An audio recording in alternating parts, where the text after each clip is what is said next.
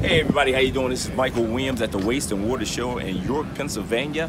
Hey, and I'm back here at the booth with the machines that we use every day from General. And right now we want to talk about the JM-2900. Why? Great machine. 200 feet to 3/8, okay? Gives you 3,000 PSI, 4 gallons a minute. Great machine. We use it every day. Durable, okay? Very maneuverable. It's a machine that you can get down the steps, in and out. And guess what? We got his little brother right next to it, the 1450, something that we use every day. As I always say, if you want the best,